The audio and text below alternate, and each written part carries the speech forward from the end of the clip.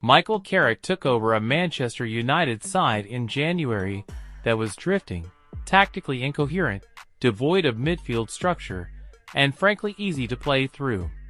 What he did in a matter of weeks was nothing short of remarkable. 11 wins from 16 games, a third-place finish, Champions League football secured.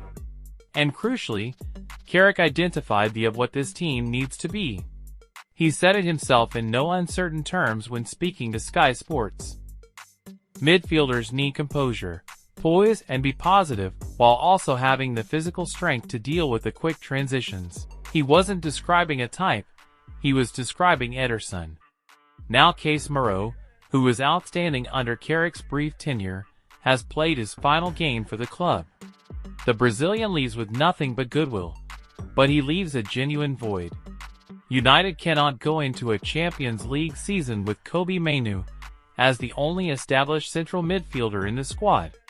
That's not a plan, that's a gamble. So who exactly are United about to bring in to fill the gap? Éderson José dos Santos Lourenço da Silva, known simply as Éderson, is a 26-year-old Brazilian who has spent the last 4 seasons transforming himself into one of the most complete midfielders in Serie A. His journey to Bergamo is a story worth telling because it explains a lot about the character of the player. Giampiero Gasperini had seen enough and brought him to Atalanta for over €20 million, an unusually significant fee for a player still proving himself. What Gasperini saw, and what the rest of Europe has slowly come to realize, is that Éderson is what analysts have started calling a hybrid midfielder.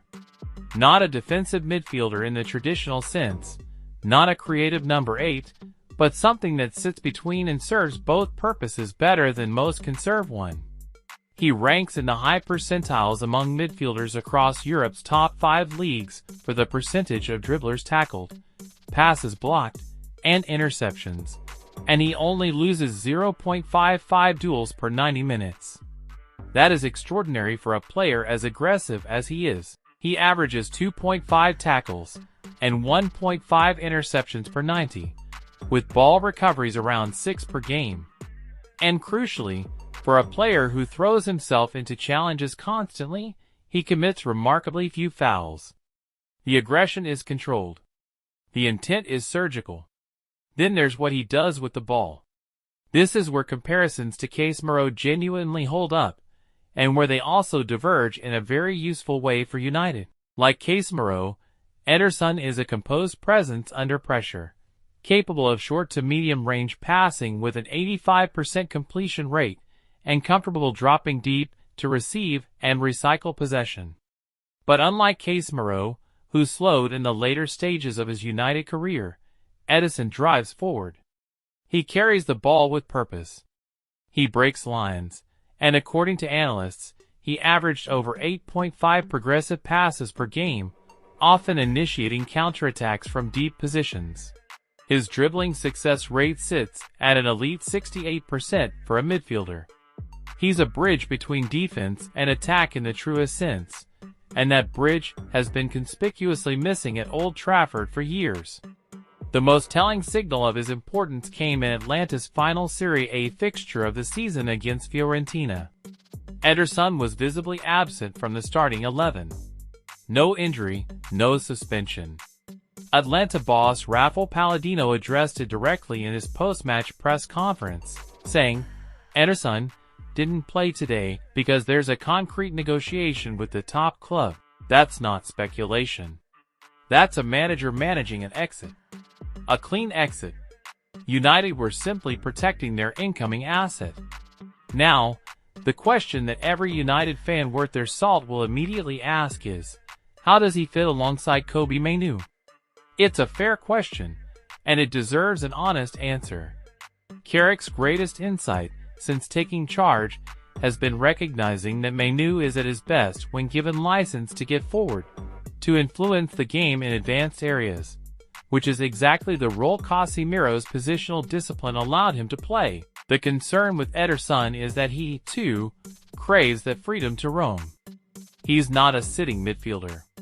He charges around the pitch, he presses high, he surges into spaces, and the gap he leaves behind needs covering.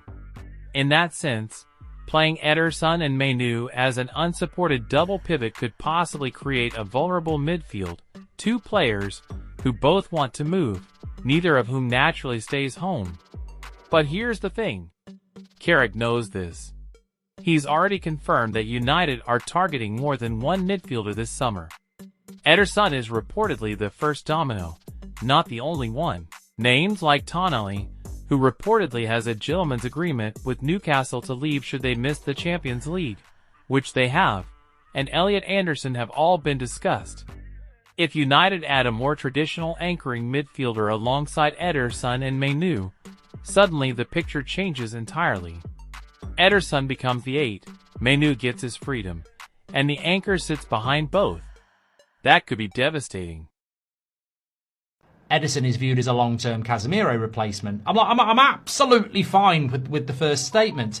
35 million plus 3 million in add-ons before the end of the week. Éderson to Man United, here we go. I'm okay with that. I'm like, you know what? Let the debate begin. I'm okay with that.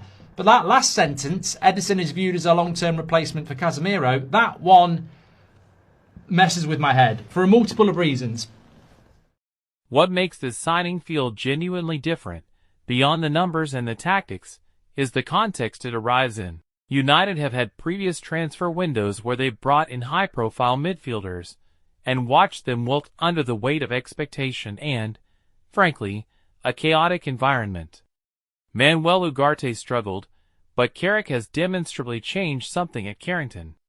Players are speaking about clarity and communication. Mainoo went from being frozen out under Amorim to running games within weeks of Carrick's arrival.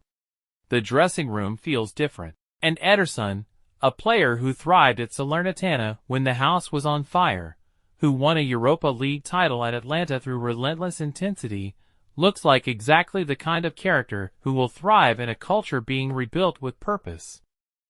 And this is why I think you're brilliant, I'm brilliant, and the modern world we work in around football is brilliant, because the conversation and the ability to pull things like that and, you know, analyse them was never there when I was growing up, or even probably 10 years ago. So, yeah, Éderson, Man United, one of 3 midfielders, £35 million. Here we go. Éderson as a long-term Casemiro replacement. Hold on a minute. Where's that from? Is that just journalistic freedom, or is that actually from the club? Because it misprofiles Éderson and it puts United fans, well, it just winds them up. Because Casemiro is one of the best midfielders of a generation. Multiple Champions League winner, Brazil player, one of the best holding midfielders the game has produced in the last decade. Or even 15 years, to be fair. Éderson's not even a holding midfielder. That's not what he is. If you watched the video yesterday where we compared Éderson to Fernandes, to Anderson, to Baleba, to, you know, other midfielders, he's not that type of midfielder. He's an all-rounder.